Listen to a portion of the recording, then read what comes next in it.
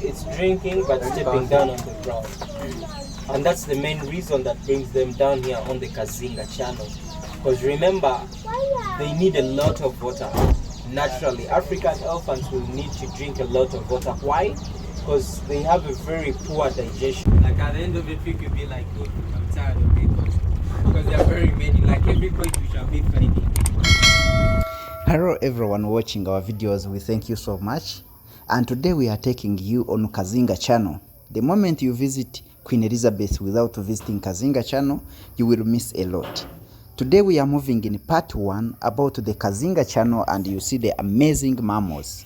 And then we shall come with the amazing part 2. I hope you will enjoy this video, everyone watching our videos, and thank you so much. So welcome to the Kazinga Channel. The water body right now, it's called the Kazinga Channel. It's a natural channel, naturally connecting the two lakes. It's connecting Lake George in the east and Lake Edward in the west. Whereby Lake Edward in the west is shared by two countries. That's DR Lake Uganda, but the biggest part of Lake Edward is shared by DR. So George is at a higher altitude, Edward is at a lower altitude, meaning that the water flows from Lake George going downstream to Lake Edward. So this is the downstream of the channel. The distance in between the two lakes, it ranges up in between 32 to 40 kilometers. So that means it's a very long channel, whereby for the 2-hour trip, we won't be able to reach George, we won't be able to reach Edward. We shall only do the trip on the Kazinga Channel because it's very long trip. And then the deepest part, it's under the bridge, 10.1 meters deep, that being the deepest part of the channel. So that means it's not so deep. If a perfect swimmer, you can swim here. But however much it's very shallow, it's not safe for swimming. Why? Because we have crocodiles in, we have hippopotamus, which has killed more people around this particular area and in Africa at large. So the Kazinga Channel is not a safe place to swim. And the water itself, it's affected by the bilharzia parasite. Yeah, so it's a very big problem down here. So, however, the locals do get in and swim because they always receive annual tablets. They give them just to protect them from the bilharzia parasites from schools and healthy centers. The bilharzia parasite tablets. So we do out fishing on the Kazinga Channel. The most common fish caught here, we have the Nile tilapia, African catfish, the catfish, and the landfish. Those are the most common 4 fish species that we catch down here. And then secondly, we do out a little bit of tourism, what we're doing now. So what do we expect to see on the channel?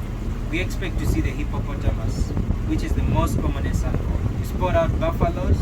If we're lucky, we shall be able to see the African elephants, because they come from either sides of the national park, coming down to drink water and cooling down their body temperatures.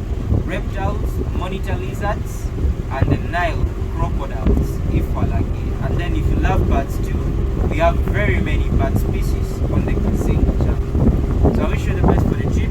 I will come to any question. If you feel curious about anything, feel free to ask me. That's what I'm here.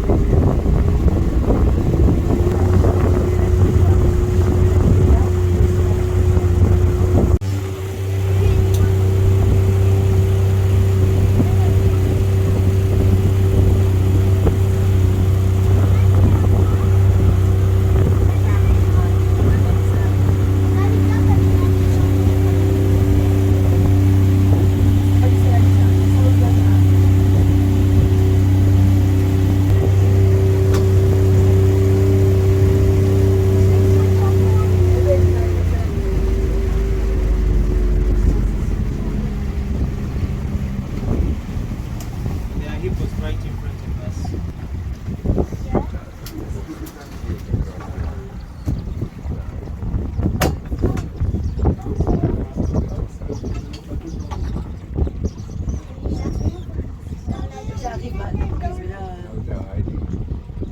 Yeah, they are very shy. Whenever they see something uncommon to their environment, like these boats, they always submerge under the water because they feel safer being under the water than being above the water surface.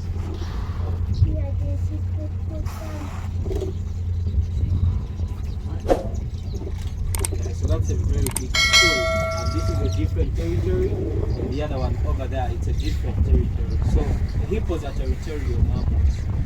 Being territorial, that means they live in different they always map their territories by poop.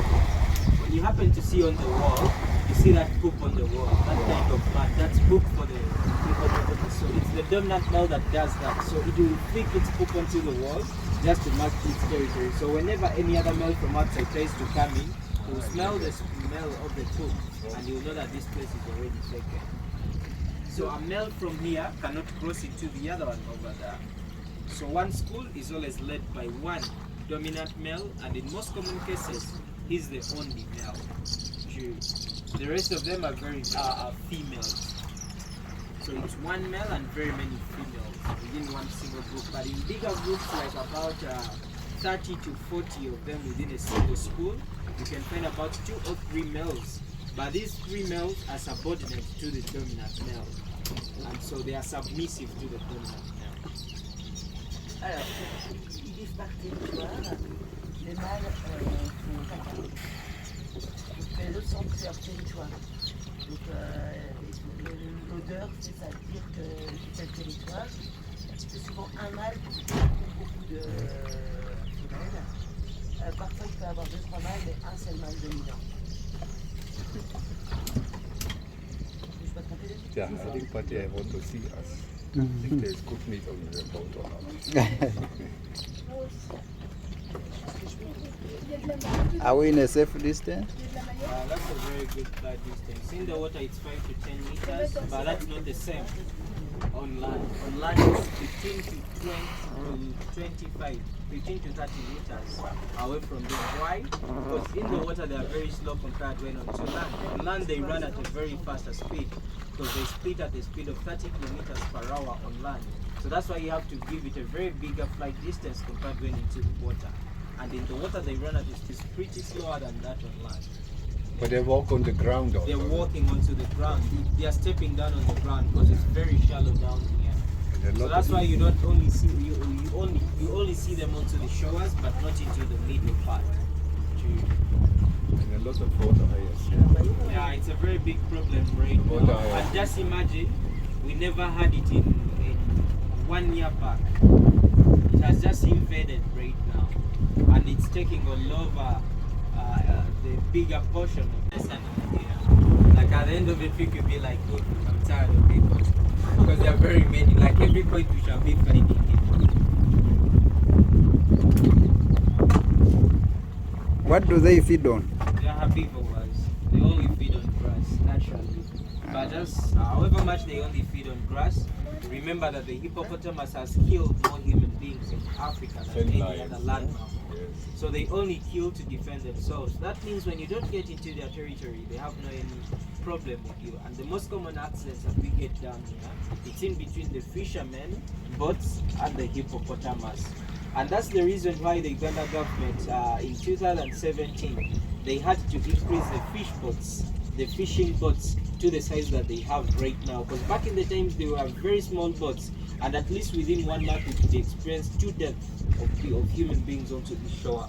Because it was very easy for the hippopotamus, which weighs in between 2 to 3 tons, hitting up a boat, a small boat from the bottom, flips it into the water. When you fall into the water territory, they open their mouth at an angle of 150 degrees wide, with very long tusks inside their mouth. They will bite you. Sometimes they will just even divide into 2 parts. And that was very common here. So the government came up with a resolution by increasing the size of the fish boats. And at least it forced the boat owners to buy a small motor engine, at least a 5 horsepower engine, which will scare out these animals. And that vibration of the propeller scares them away. And at least right now, the death rate is now decreased. At least in 1 year, we can experience about 3 or 4 deaths. So we force them to stay in the water and go out for feeding during night time. But when they go out for feeding, their feeding is solo, is solitary. They don't feed in groups like herds of buffaloes, like goats. Everyone minds about himself, and they come back in the same territory, same area, same members early in the morning before the sun rises.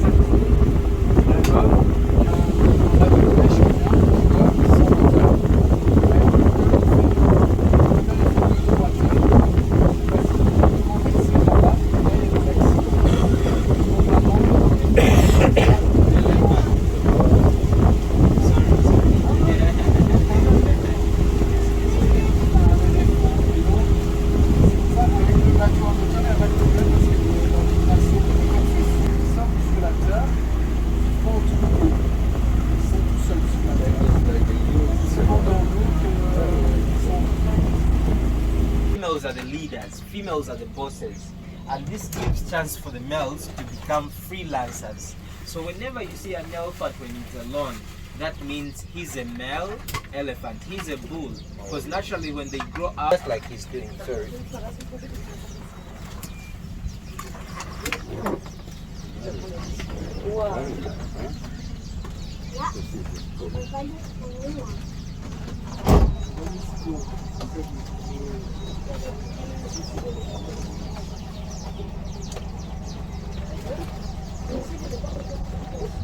So it is swimming or drinking water?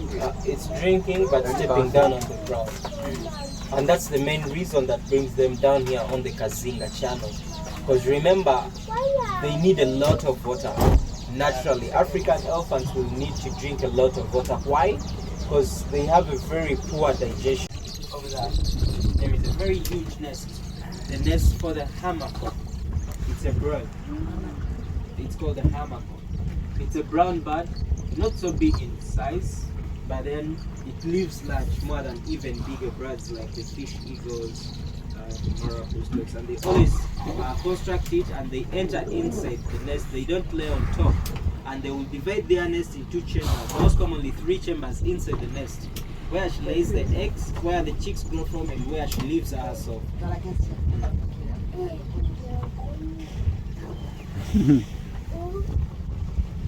Alors là, il y a la acacia et dedans il y a un gros métier.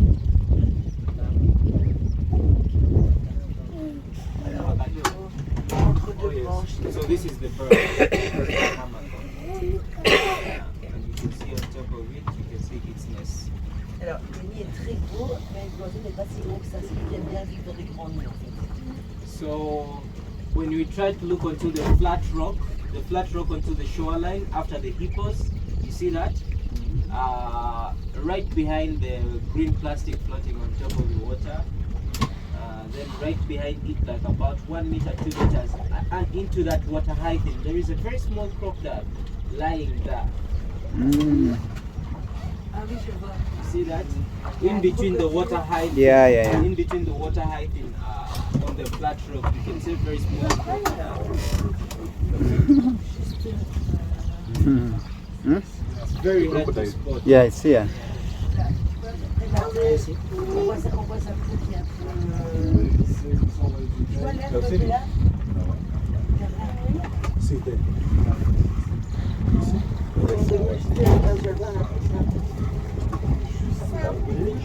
It's sticking its head above now.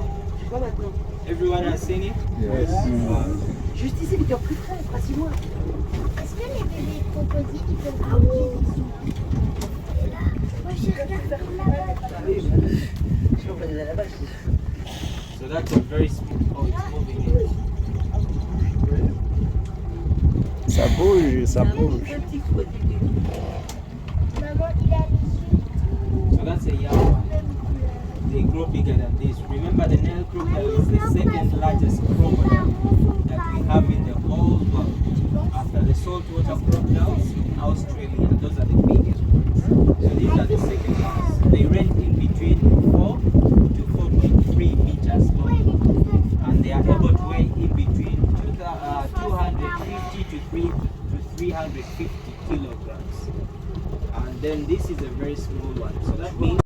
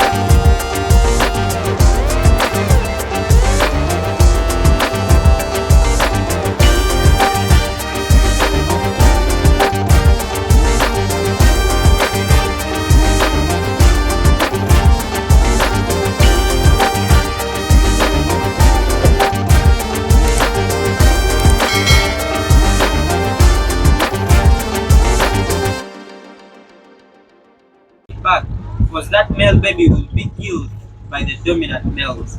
So male hippos always kill their sons to avoid competition of mating in generations to come.